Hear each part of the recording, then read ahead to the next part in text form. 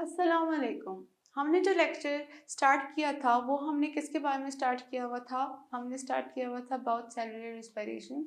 हमने इस बायोएनर्जेटिक्स के चैप्टर में क्या स्टडी किया? हमने एनर्जी और जो है हमारे पास जो है रिलेशनशिप स्टडी किया। किसका? एनर्जी का रिलेशनशिप स्टडी किया। और हमने स्टडी किया कि वो हमारे पास जो है कॉम्प्लेक्स ऑर्गेनिक मॉलिक्यूल्स किस तरह सिंपलर ऑर्गेनिक मॉलिक्यूल्स में ब्रेक डाउन होते हैं और फिर हमारे पास एनर्जी का रिलीज करते हैं।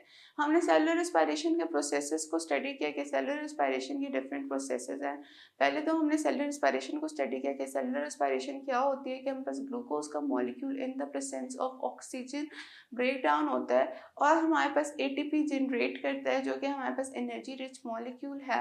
और उसके साथ साथ हमारे पास कार्बन डाइऑक्साइड और वाटर रिलीज करता है। एनी हाउ, हम लोगों ने क्या डिस्कस किया? हमने सेलुलर रिस्पिरेशन पिछले टॉपिक्स में डिस्कस की। फिर उसकी जो फर्दर क्लासेस हमने जो डिस्कस की थी, हमने की थी एनारोबिक और एरोबिक रिस्पिरेशन। एनारोबिक और एरोबिक रिस्पिरेशन के बाद जो है हमने फर्मेंटेशन डिस्कस की थी कि हमारे पास किस किस्म की फर्मेंटेशन होती है। वो लैक्टिक एसिड फर्मेंटेशन होती है और हमारे पास कौन सी फर्मेंटेशन होती है? Alcoholic fermentation. अब इसको नाम क्यों फर्मेंटेशन का दिया गया था? क्योंकि जो है हमारे पास जो है फर्मेंटेशन ये ज़्यादातर माइक्रो ऑर्गेनिजम्स के अंदर भी होती है और जाके आपके पास जो प्रोडक्ट होता है यूजुअली अल्कोहल होता है।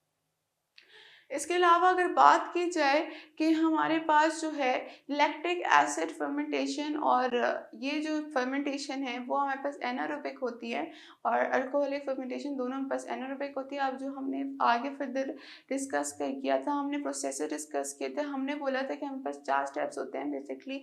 हमारे पास होता है ग्लाइकोलाइसिस, ठीक है, जो हमारे फर्स्ट स्टेप होता है वो आपके पास किधर होता है? वो आपके पास होता है साइटोसोल ऑफ द साइटोप्लाज्म, उसमें होता है। फिर जो नेक्स्ट हमने बोला कि हमारे पास ऑक्सीडेशन ऑफ पायरोविक एसिड होती है, ठीक है। जो तीसरी चीज़ हमने इम्पोर्टेंटली डिस्कस करेंगे कि वो हमारे पास होता है कि उसके बाद हमारे पास क्रेब्स साइकिल होता है और द एंड में हमने डिस्कस किया कि हमारे पास इलेक्ट्रॉन ट्रांसपोर्ट चेन। अगर हम बात की जाए तो हमारे पास इनमें फॉर्मेशन कैसे होती है एटीपी की, तो हम लोगों ने डिस्कस किया ग्लाइकोलाइसिस को, कि ग्लाइकोलाइसिस और जो क्रेब्स साइकिल्स हैं उनमें हमारे पास किस तरह एटीपी प्रोड्यूस होता है? हमारे पास प्रोड्यूस होता है सबस्ट्रेट लेवल फॉस्फोरिलेशन के जरिए। और अगर हमने बात की इलेक्ट्रॉन ट्रांसफर चेन में हमारे पास एटीपी कैसे होता है, वो आपके पास फॉर्म होता है ऑक्सीडेटिव फॉस्फोरिलेशन के जरिए। खैर, ये सब हमने डिस्कस किया। अब जो नेक्स्ट आज का लेक्चर है वो डिस्कस करेंगे अबाउट हमारे पास कि ग्लाइकोलाइसिस में ऐसे क्या स्टेप्स होते हैं कि वो हमें पायरोवेट देता है। और उसके बाद हम डिस्कस करेंगे कि इस पायरोवेट की ऑक्सीडेशन किस सेंस में होती है और जो है ये क्या रिजल्ट करता है, जो कि हमारे पास फर्दर रिएक्शन करता है और हमारे पास जो है क्रेब्स साइकिल में भी इन्वॉल्व होता है। उस प्रोडक्ट का नाम भी हम पढ़ेंगे। तो सबसे पहले चलते हैं, आपको मैं बताती हूँ कि लर्निंग आउटकम्स क्या है। अगर आप ये टॉपिक पढ़ेंगे तो आपके पास दो चीज़ें आप कंपल्सरी जानेंगे। सबसे पहले आप जानेंगे अबाउट कि ग्लाइको कि ग्लाइकोलाइसिस हमारे पास क्या है, ठीक है। ग्लाइकोलाइसिस के डिफरेंट फेजेस जो कि हमारे पास दो हैं phases, for example investment phase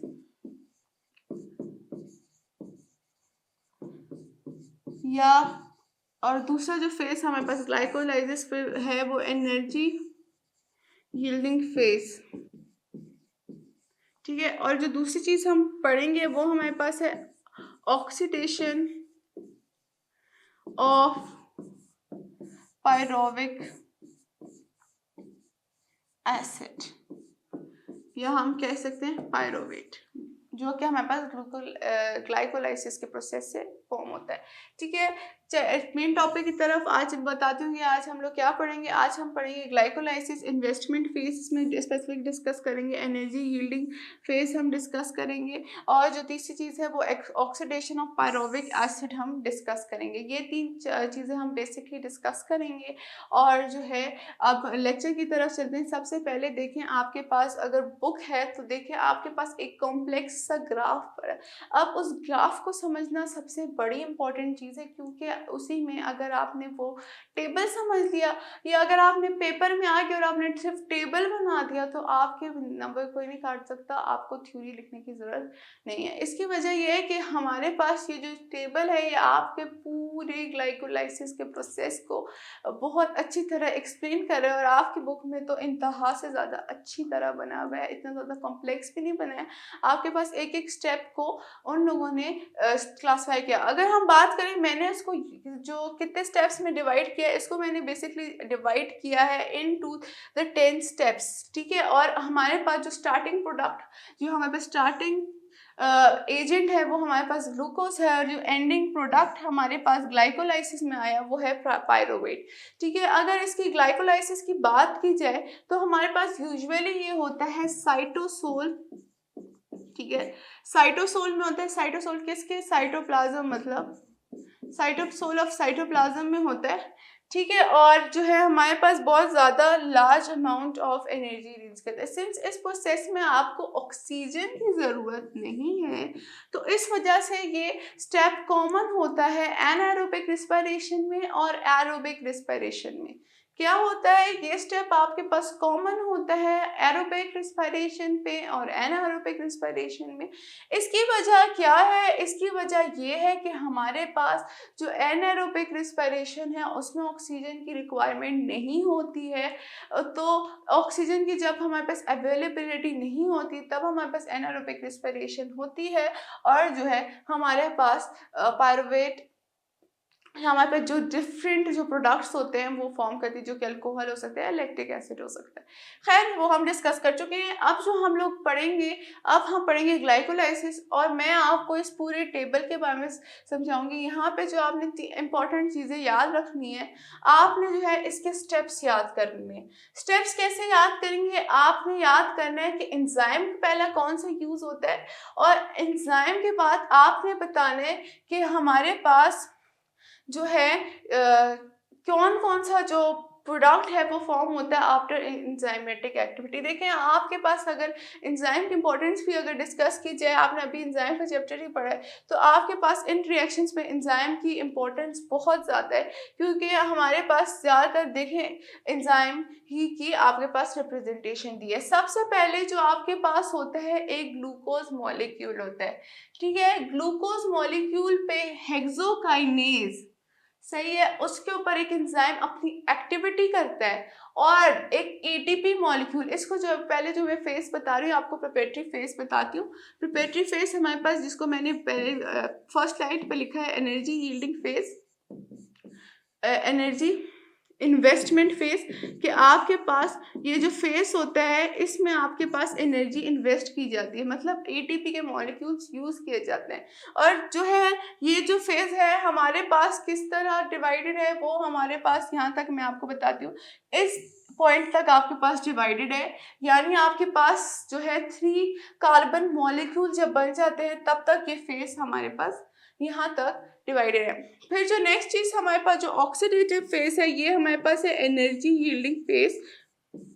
ये जो एनर्जी यील्डिंग फेस है, इस फेज में हमारे पास यूजुअली एनर्जी यील्ड होती है in the form of ATP. तो खैर ये हमने डिस्कस करा है। सबसे पहले हमारे पास ग्लूकोज का मॉलिक्यूल होता है, यानी C6H12 और O6, ठीक है। उस पे एंजाइम एक्ट करता है जिसको हमने नाम दे दिया हेक्सोकाइनेज का। हेक्सोकाइनेज इस पे एक्ट करता है, और इसके साथ साथ एटीपी भी है। एटीपी भी अपनी मतलब एनर्जी प्रोवाइड करता है, या फिर हम लोग कह सकते हैं इधर इसको फॉस्फेट प्रोवाइड कर देता है, एक फॉस्फेट इसके साथ अटैच कर देता है, और आपके पास क्या बन जाता है, ग्लूकोज 6 फॉस्फेट। क्या बन जाता है आपके पास, ग्लूकोज 6 फॉस्फेट। क्या होता है फर्स्ट स्टेप में आपके पास ग्लूकोज का मॉलिक्यूल है, उस पर एक एंजाइम हेक्सोकाइनेज एक्टिविटी शो करते हैं, और हमारे पास एटीपी अपना ऑर्गेनिक फॉस्फेट इसको दे देती है by the breakdown of it, मतलब एटीपी अपने आप को ब्रेक डाउन करती है और एटीपी में कन्वर्ट हो जाती है। जो आप इसका इनऑर्गेनिक फॉस्फेट है वो आपके पास अटैच हो जाता है ग्लूकोज के 6 कार्बन के साथ, ठीक है, 6 कार्बन के साथ अटैच हो जाता है। फिर हमारे पास आता है फॉस्फो ग्लूकोआइसोमरेज। फॉस्फोग्लूकोआइसोमरेज एंजाइम इज के ऊपर एक्ट करता है, ग्लूकोज 6 फॉस्फेट के ऊपर, और इसको अंदर आइसोमेरिज्म कॉज करता है, यानी इसके जो है अरेंजमेंट को थोड़ा डिफरेंट कर देता है, और अरेंजमेंट की डिफरेंट से आपके पास फ्रुक्टोज 6 फॉस्फेट नामी एक कंपाउंड बन जाता है। अरेंजमेंट हुई है, इसमें से आपके पास जो है कार्बन की पोजीशन वगैरह चेंज हुई है, आपको फ्रुक्टोज 6 फॉस्फेट दे देता है। अब फ्रुक्टोज 6 फॉस्फेट पे एक और जो है एंजाइम काम करता है जिसको हमने कहा फॉस्फोफ्रुक्टोकाइनेज। फॉस्फोफ्रुक्टोकाइनेज इस फ्रुक्टोज 6 फॉस्फेट एंजाइम पे एक्ट करता है, और इसके साथ साथ एटीपी का एक मॉलिक्यूल आता है जो कि आपको क्या प्रोवाइड करता है, फॉस्फेट प्रोवाइड करता है। इस ऑलरेडी जो फॉस्फेट जो हमारे पास पीछे प्रोवाइड किया होता है, एक और फॉस्फेट प्रोवाइड करता है, और कौन सी पोजीशन ऑफ कार्बन पे प्रोवाइड करता है, 6 पोजीशन पे, और 1 पोजीशन पे जो है हमारे पास इसमें प्रोवाइड कर देता है। अब जो हमारे पास जो कंपाउंड बनते हैं जो फ्रुक्टोकाइनेज की एक्टिविटी के बाद, वो हमारे पास है फ्रुक्टोज 1,6 बिस फॉस्फेट। मतलब जो इसमें है 2 फॉस्फेट के ग्रुप अटैच हैं, किस कार्बन पे, 1 कार्बन पे और 6 कार्बन पे फ्रुक्टोज के। अब जो है ये एल्डोज इस पे एक्टिविटी करता है, और इस 6 कार्बन कंपाउंड जो कि हमारे पास फ्रुक्टोज था उसको तोड़ देता है दो कंपाउंड्स में, जो कि हमारे पास 3 कार्बन कंपाउंड है। जो पहला कंपाउंड है वो हमारे पास है ग्लाइसरल एल्डिहाइड 3 फॉस्फेट, और जो दूसरा हमारे पास कंपाउंड है 3 कार्बन कंपाउंड वो डिहाइड्रोऑक्सी एसीटोन फॉस्फेट। ठीक है, इसमें आपको तोड़ देता है। अब इसकी मैं अगर बात करूं, ये दोनों एक दूसरे के आइसोमर्स हैं, और ये दोनों एक दूसरे से इंटरकन्वर्ट हो सकते हैं। ठीक है, यहाँ तक आपके पास क्या हुआ, प्रिपरेटरी फेज स्टार्ट रहा। आपको जो नहीं है एक क्या फॉर्म करके दे दिया, क्या फॉर्म करके दिया, आपको फॉर्म करके दिया ग्लाइसरल एल्डिहाइड 3 फॉस्फेट का मॉलिक्यूल, या हम इसको कह सकते हैं PGAL का मॉलिक्यूल, जो कि हम पहले पढ़ सकते हैं। फॉस्फोग्लाइसरल एल्डिहाइड का मॉलिक्यूल दे दिया, और हमारे पास डिहाइड्रोऑक्सी एसीटोन दे दिया DHAP, जो कि हमारे पास एक दूसरे के आइसोमर्स हैं और एक दूसरे के पास चेंज हो सकते हैं। ठीक है, अब हमारे पास जो आता है ऑक्सीडेटिव फेज आता है, कि ऑक्सीडेटिव फेज में क्या होता है, हमारे पास जो आइसोमेरिज्म होती है, और हमारे पास ट्रायोस फॉस्फेट डिहाइड्रोजिनेज एक एंजाइम है, वो एक्ट करता है, और NAD भी आपके पास N2NAD के आयंस भी आते हैं, और इस कंपाउंड को जो हमारे पास ग्लाइसरल एल्डिहाइड 3 फॉस्फेट का जो हमारे पास मॉलिक्यूल था उसको उसको ऑक्सीडाइज करता है। क्या करता है, उसको ऑक्सीडाइज कर देता है, और आपको कन्वर्ट करके देता है 1,3 बिस फॉस्फोग्लाइसरेट में। वापस बताती हूँ कि हमारे पास जैसे ही ऑक्सीडेटिव फेज एक्ट होता है, ये जो है थोड़ा आइसोमरेज एंजाइम इसकी पहले तो अरेंजमेंट चेंज कर देता है, फिर इसके पास ट्रायोस फॉस्फेट डिहाइड्रोजिनेसिस एंजाइम इस पे एक्ट करता है, और इसके साथ साथ हमारे पास जो NAD का मॉलिक्यूल है इसको क्या कर देता है, ऑक्सीडाइज कर लेता है, मतलब इसमें से हाइड्रोजन रिमूव कर लेता है, और आपके पास क्या बन जाता है 1,3 बिस फॉस्फोग्लाइसरेट। क्या बन जाता है, आपके पास 1,3 बिस फॉस्फोग्लाइसरेट के मॉलिक्यूल्स बन जाते हैं। अब जो नेक्स्ट चीज होती है, ये 1,3 बिस फॉस्फोग्लाइसरेट का मॉलिक्यूल आपके पास जैसे ही बनता है, इसके बाद आपके पास दूसरा स्टेप आ जाता है जिसमें हमारे पास फॉस्फोग्लाइसरोकाइनेज हमारे पास एक नाम का एंजाइम है, और अगर आप काइनेज का वर्ड सुनते हैं ना तो ये समझ लें कि क्लीविंग एंजाइम है। ये हमारे पास क्लीवेज बेसिकली करता है, किसी भी कंपाउंड की या किसी भी मॉलिक्यूल्स की क्लीवेज के लिए काम आता है। ग्लाइसरोकाइनेज आपके पास 1,3 बिस फॉस्फोग्लाइसरेट के ऊपर एक्ट करता है, और आपके 2 ATP के मॉलिक्यूल्स को भी आपके पास क्या करता है, फॉस्फोरिलेट करता है, यानी हमारे पास उसके साथ ATP को अटैच कर देता है और कन्वर्ट हो जाता है 3 फॉस्फोग्लाइसरेट। मतलब आपके पास जो है 1,3 बिस फॉस्फोग्लाइसरेट में से एक जो है फॉस्फेट ग्रुप रिमूव हो जाता है, और ये आपके पास किस तरह होता है, या फिर इसको अगर हम कह सकते हैं कि हमारे पास जो है फॉस्फोरिलेशन रिमूव हुआ है, फॉस्फेट जो है हमारे पास रिमूव हुआ है, वो इन द प्रेजेंस ऑफ एंजाइम हमारे पास किसके हुए हैं, फॉस्फोग्लाइसरोकाइनेज। ठीक है, ये आपके पास अभी तक हमारे पास 7 स्टेप चल रहे हैं। किसके स्टेप, इस फेज का, ऑक्सीडेटिव फेज का।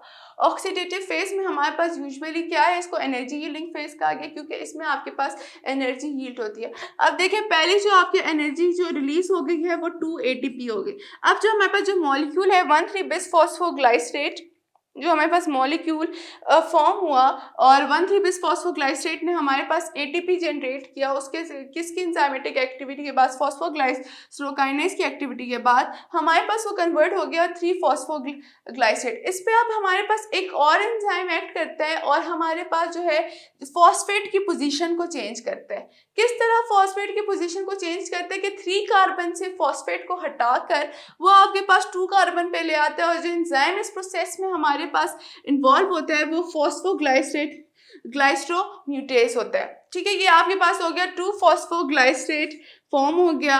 अब जो है जो नेक्स्ट स्टेप है, इस नेक्स्ट स्टेप में आपके पास वाटर रिमूव हो जाता है, किस में से 2-फॉस्फोग्लाइसरेट में से, और इन द प्रेजेंस ऑफ एंजाइम जो हमारे पास क्या है, एनोलेज, और हमारे पास क्या फॉर्म हो जाता है फॉस्फोफिनो पायरुवेट यानी PEP यानी फॉस्फोफिनोपायरुवेट। अब फॉस्फोफिनोपायरुवेट आपके पास फॉर्म हो जाता है, एंड में मैंने बोला पायरुवेट फॉर्म होगा। जो लास्ट स्टेप होगा उसमें हमारे पास पायरुवेट जो है, उसमें जो हमारे पास पायरुवेट का जो मॉलिक्यूल है जो वो फॉर्म होगा और पायरुवेट काइनेज हमारे पास जो है एंजाइम यूज होगा और अगेन हमारे पास जो हमारे पास ऑर्गेनिक फॉस्फेट यानी 2 ATP जो हमारे पास है वो जो है वापस हमारे पास 2 ATP में फॉस्फोरिलेशन अकर करेगी। अगेन मैं आपको बताती हूँ, हमारे पास जो है ग्लाइकोलाइसिस का प्रोसेस होता है और ग्लाइकोलाइसिस के प्रोसेस में हमारे पास कॉम्प्लेक्स रिएक्शन होते हैं और डिफरेंट एंजाइम्स इन्वॉल्व होते हैं। सबसे पहले जो हमारे पास एंजाइम इन्वॉल्व होते हैं वो ग्लूकोज पे एक्ट करता है और जो है ग्लूकोज पे जो पहला एंजाइम एक्ट करता है हेक्सोकाइनेज, उसके साथ साथ वो इसको फॉस्फेट भी प्रोवाइड करता है और ग्लूकोज को जो है चेंज कर देता है 6 कार्बन के साथ, उसका जो फॉस्फेट अटैच हो जाता है और ग्लूकोज 6 फॉस्फेट रिजल्ट करता है। फिर जो है फॉस्फोग्लूको आइसोमरेज आपके पास एक एंजाइम है वो एक्ट करता है और आपको ग्लूकोज 6 फॉस्फेट को कन्वर्ट कर देता है फ्रुक्टोज 6 फॉस्फेट पे। आप बुक पे देखते जाए, आपके लिए आसान होता जाएगा क्योंकि ये जो है ये पूरा कॉम्प्लेक्स रिएक्शन है, आपको पूरा समझना पड़ेगा और याद भी करना पड़ेगा, ये बहुत ज़्यादा इंपॉर्टेंट है। ठीक है, अब आइसोमरेज अगर मैं आपको बताऊं, हेक्सोकाइनेज ने पहले इसको किसमें ग्लूकोज 6 फॉस्फेट में कन्वर्ट किया, फॉस्फोग्लाइको आइसोमरेज ने इसको फ्रुक्टोज 6 फॉस्फेट में कन्वर्ट कर दिया। फिर हमारे पास जो एटीपी का मॉलिक्यूल है वो आया। एटीपी के मॉलिक्यूल ने अपना एक इनऑर्गेनिक फॉस्फेट फिर ट्रांसफर कर दिया इन the presence of enzyme phosphofructokinase और आपके पास क्या आ गया, फ्रुक्टोज 1,6 बिस फॉस्फेट आ गया।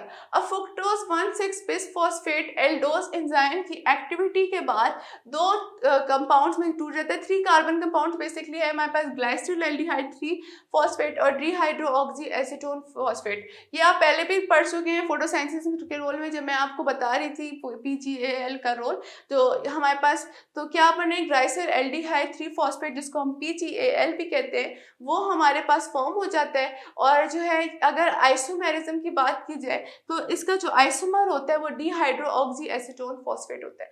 अब इस जो हमारे पास ग्लाइसिल्डिहाइड 3 फॉस्फेट यानी हमारे पास G3P जो मॉलिक्यूल बना है, G3P molecule further isomerase enzyme इस पे एक्ट करता है। ट्रायोस फॉस्फेट डिहाइड्रोजिनेस एंजाइम इस पे एक्ट करता है और जो है ये हमारे पास ऑक्सीडाइज हो जाता है हमारे पास किस में, 1,3-बिस-फॉस्फोग्लाइसरेट में। 1,3-बिस-फॉस्फोग्लाइसरेट में ये हमारे पास क्या हो जाता है, ऑक्सीडाइज हो जाता है और अपना हाइड्रोजन किसको देता है, 2 NAD के मॉलिक्यूल्स को, और उसको जो है रिड्यूस कर देता है 2 NADH में।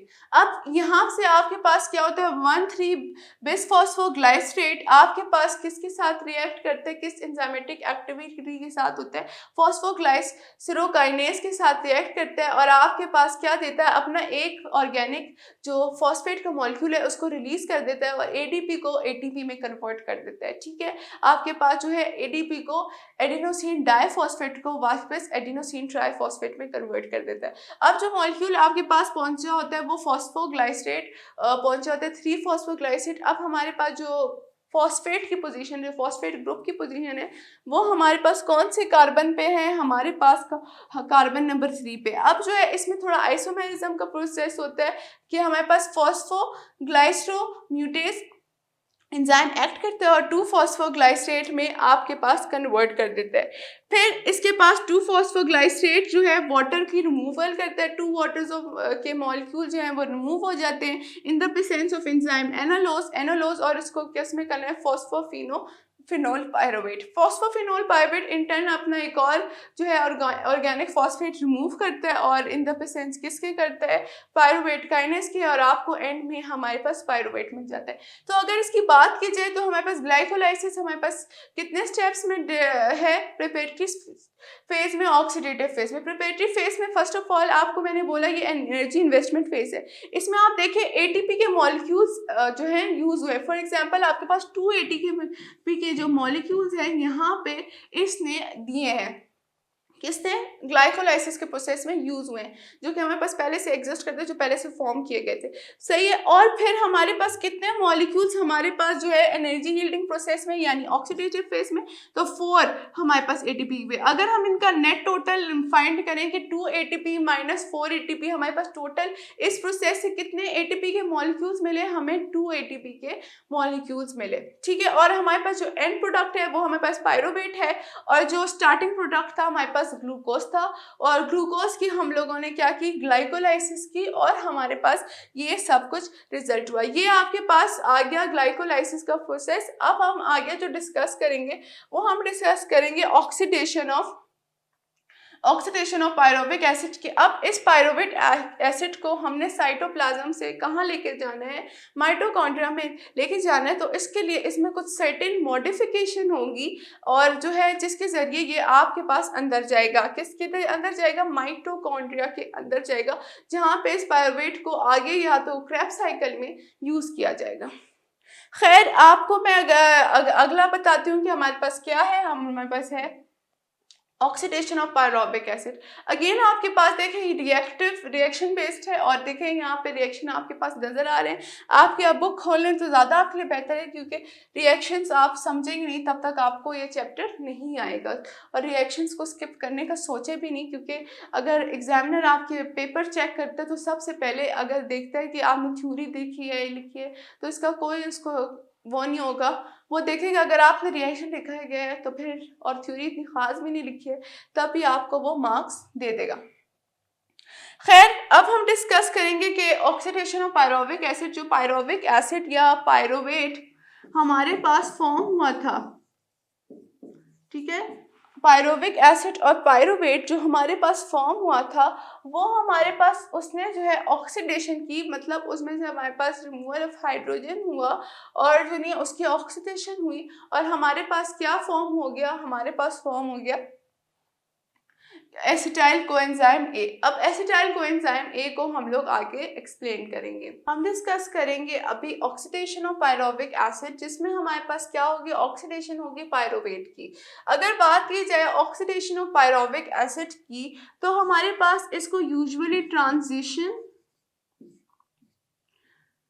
हमने यूजुअली ट्रांजिशन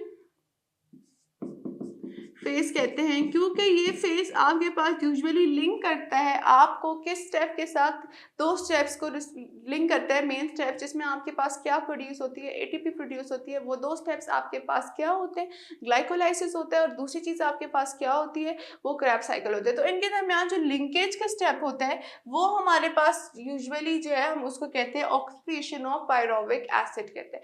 अब बात होती है कि ये जो है हमारे पास कैसे होता है। ये हमारे पास फर्स्ट ऑफ ऑल जो पायरोवेट होता है, वो हमारे पास पायरोवेट का जो मॉलिक्यूल होता है CO double bond O C double bond O and CH3, मतलब आपके पास जो है फर्स्ट सेकेंड और थर्ड कार्बन पे, फर्स्ट कार्बन पे आपके पास 2 ऑक्सीजन के मॉलिक्यूल अटैच होते हैं, और सेकेंड कार्बन पे आप पास 2 कार्बोनाइल के मॉलिक्यूल अटैच होते हैं, और जो 3 कार्बन होता है आपके पास मिथाइल ग्रुप होता है। ठीक है, ये आपके पास पायरोवेट का स्ट्रक्चर आ गया। अब पायरोवेट क्या करता है, पायरोवेट जो है कार्बन डाइऑक्साइड की रिलीज करता है। सही है, अपने पास सबसे पहले तो कार्बन डाइऑक्साइड की रिलीज करता है, अपने आप को क्या करता है, ऑक्सीडाइज करता है। इन द प्रेजेंस ऑफ एंजाइम हमारे पास क्या है, डीहाइड्रोजिनेस एंजाइम के साथ क्या होता है हमारे पास in the presence of dehydrogenase enzyme, ये हमारे पास क्या करता है, रिएक्ट करता है और ये कंबाइन हो जाता है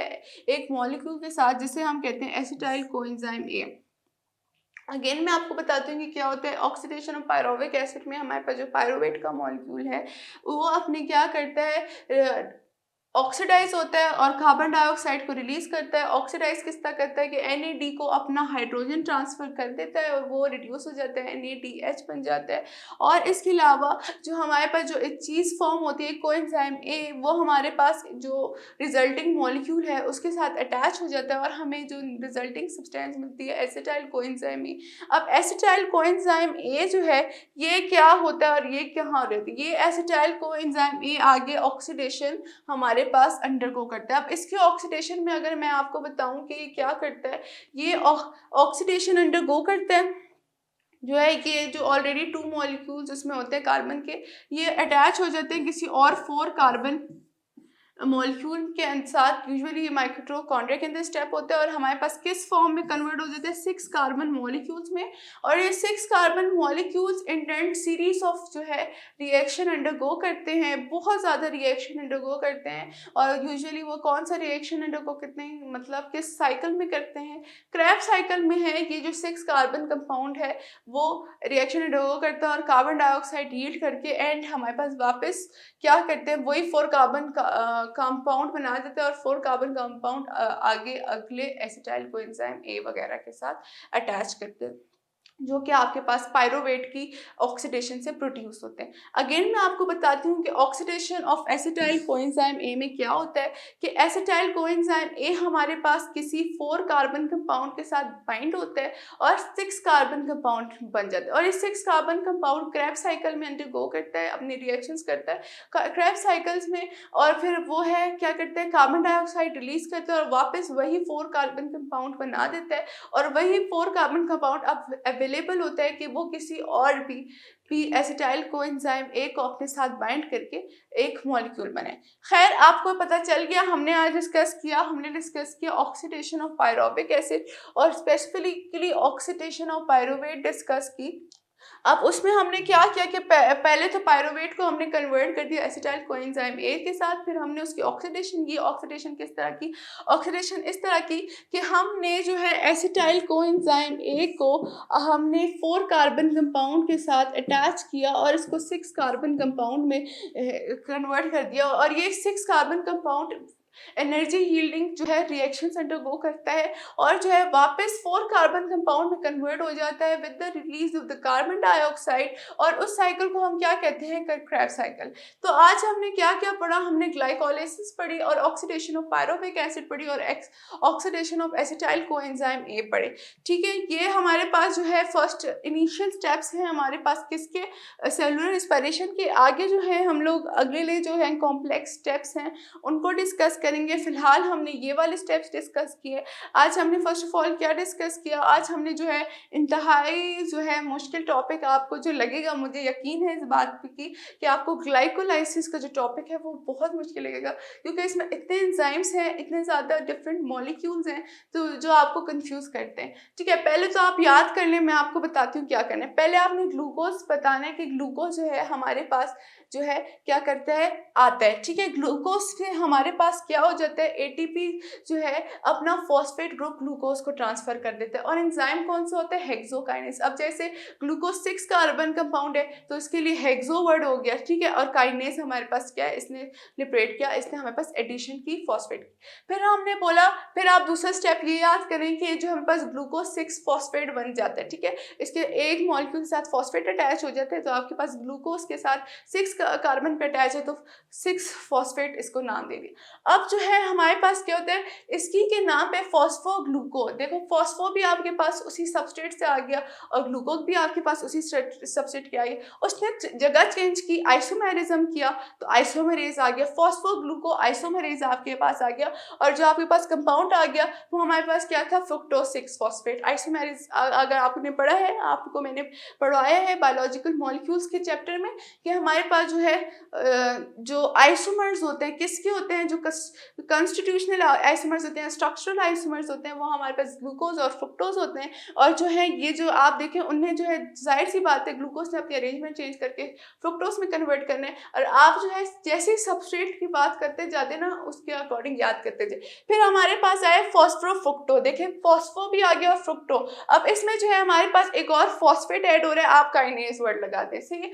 फॉस्फोफ्रुक्टोकाइनेज, एक एटीपी का मॉलिक्यूल आया और आपने इसको अटैच कर दिया। और अब आपने पोजीशन याद करनी है कि हमारे पास किधर किधर फॉस्फेट अटैच हुआ, फर्स्ट पे अटैच हुआ और 6 पे अटैच हुआ बाय फॉस्फेट आ गया, ठीक है। अब आपने क्या बताना है, आपने थोड़े थोड़े स्टेप्स याद भी रखने, ठीक है। इसके बाद आपके पास जो होता है क्या होता है, ब्रेक डाउन हो गया। ब्रेक डाउन हो गया 6 कार्बन कंपाउंड का इनटू किस 3 कार्बन कंपाउंड में। तो हमारे पास क्या हुआ, ग्लाइसरल एल्डिहाइड 3 फॉस्फेट फॉर्म हो गया और डिहाइड्रोऑक्सी एसीटोन फॉस्फेट बन गया। हमने ये याद कर लिया, ये दोनों आइसोमर से देखें इनमें दोनों में 3 नंबर ऑफ मॉलिक्यूल्स हैं, और ये आप अगर पीजीएल को सही तरह पढ़ेंगे तब भी आपको याद रह जाएगा, ठीक है। फिर आपने देखा कि इसमें जो है ग्लाइसरल एल्डिहाइड में हमारे पास जो है थोड़ा सा आइसोमेरिज्म हुआ, और हमारे पास ट्रायोस, किसके लिए मैंने वर्ड यूज किया ट्रायोस, हमने देखे 3 कार्बन कंपाउंड है स्टिल ट्रायोस, और फॉस्फेट भी अटैच है इसलिए आपने फॉस्फेट, और इसमें से आप हाइड्रोजन रिमूव करेंगे तो डीहाइड्रोजिनेज, डी मतलब आपका मतलब रिमूवल, डीहाइड्रोजिनेज आपने एंजाइम का नाम।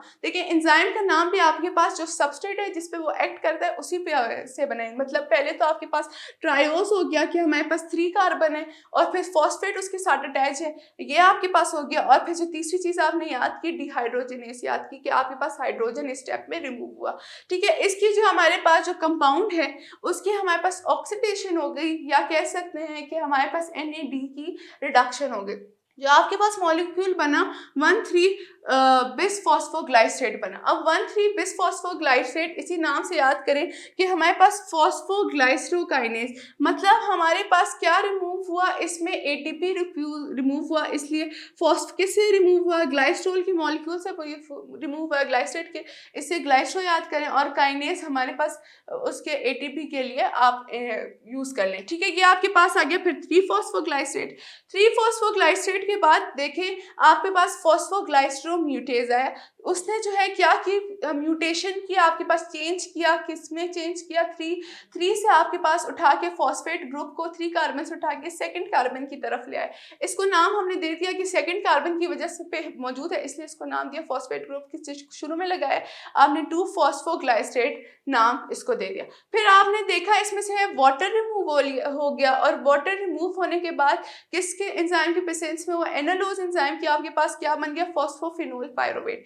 और एंड में आपके पास जो है पायरोवेट पे ऐड कर रहे हैं, तो सबसे पहले आप पायरोवेट की बात करें, ATP इन्वॉल्व हो गया, फिर आप काइनेज को वर्ड लिख लें, पायरोवेट काइनेज इन्वॉल्व हो गया, और फॉस्फोफिनोल पायरोवेट को आपको इसने पायरोवेट में कन्वर्ट कर दिया। देखिए मैंने आपको फिर समझा दी, आपको इस दफ़ा मैंने और इजी करके समझा दी कि इनके जो एंजाइम्स हैं उनके नाम आपने कैसे याद करने, और जो आपके पास जो सबस्ट्रेट है उसके नाम क्या है। अगर आपको एंजाइम्स याद हो गए तो आपको वो सबस्ट्रेट याद हो देंगे, लेकिन अगर आपको एंजाइम्स नहीं याद होते, आपको सबस्ट्रेट याद हो गए, तो आपके पास जो है इजीली ये सब कुछ समझ आ जाएगा। खैर इसके 2 फेसेस हमने प्रिपरेटरी फेस डिस्कस किया और ऑक्सीडेटिव फेस डिस्कस किया। नेक्स्ट हमने क्या डिस्कस किया, ऑक्सीडेशन की, पायरोविक एसिड की, किस तरह ऑक्सीडेशन की, मतलब जो है हमने इससे जो है कार्बन डाइऑक्साइड का रिमूवल किया, हाइड्रोजन का हमने रिमूवल किया, और कोएंजाइम A को हमने इसके साथ ऐड कर दिया, और एसिटाइल कोएंजाइम A। फिर नेक्स्ट यूनिट में एसिटाइल कोएंजाइम A को हमने 4 कार्बन कंपाउंड से साथ अटैच करके 6 कार्बन कंपाउंड इसको बना दिया, जो कि हमारे पास क्रेब्स साइकिल में यूज हुआ, और क्रेब्स साइकिल के बाद वो वापस जो है हमारे पास वही 4 कार्बन कंपाउंड बना देते हैं with the loss of carbon dioxide in the process of Krebs cycle. Any how हमने आज के टॉपिक में क्या क्या डिस्कस किया, आज हमने ग्लाइकोलाइसिस डिस्कस किया और oxidation of pyruvic acid discuss किया। मैंने आपको 2-2 बार दोनों समझा दिए, और देखें आपको इंशाल्लाह समझ आ गया होगा। अगर नहीं समझ आए इस लेक्चर को बार बार देंगे ताकि आपको समझ आए, ताकि आपके जो कंसेप्चुअल स्किल्स हैं वो फर्दर डेवलप हो जाए। हर चैप्टर के जो लेक्चर के आखिर में यही बोलती हूँ कि जो है इसको पढ़ें, अपने घर वालों के साथ डिस्कस करें, अपने पेरेंट्स के साथ डिस्कस करें, अपने दोस्तों के साथ डिस्कस करें, ग्रुप स्टडी करें, ताकि आपको ये लेक्चर अच्छी तरह याद हो जाए और आपके लिए ये हेल्पफुल हो जाए। एनी हाउ आप जो है मेहनत करें और ज़रूर मेहनत करने का फल आपको ज़रूर मिलेगा। और जो है इसमें जो है आपने क्या बेसिकली याद करने हैं, आपने याद करने वाला ज़्यादा काम है, और जो है आपने सबस्टेट और एंजाइम्स को याद करने हैं, डिफरेंट चीज़ों को याद करना है। तो बस आपको जो है इस पर थोड़ी मेहनत करनी पड़ेगी, इस पर मेहनत करें और जो है इस पर इसमें अच्छे नंबर लें। सही। और ये टॉपिक भी बहुत इंपॉर्टेंट है सेलुलर रेस्पिरेशन का। यूजुअली कंपलसरी मैं बल्कि कहती हूँ कि इसमें से आपके पास लाजमी डिटेल क्वेश्चन तो लाजमी आते हैं, शॉर्ट क्वेश्चन तो आते ही आते हैं, और फिर एमसीक्यूज भी आते ही आते हैं इसी लेक्चर से। तो इसको बार बार देखें, अगर कुछ समझ नहीं आए तो वापस देखें, ताकि क्योंकि आपके जो आंसर्स के जवाब है वो इसी में हैं। और जो है इस टॉपिक को, अगले जो टॉपिक है हम उसमें क्रेब्स साइकिल को और इलेक्ट्रॉन ट्रांसपोर्ट चेन को डिस्कस करेंगे। और अभी तक मेरी तरफ से इतना काफ़ी है। थैंक यू एंड अल्लाह हाफिज़।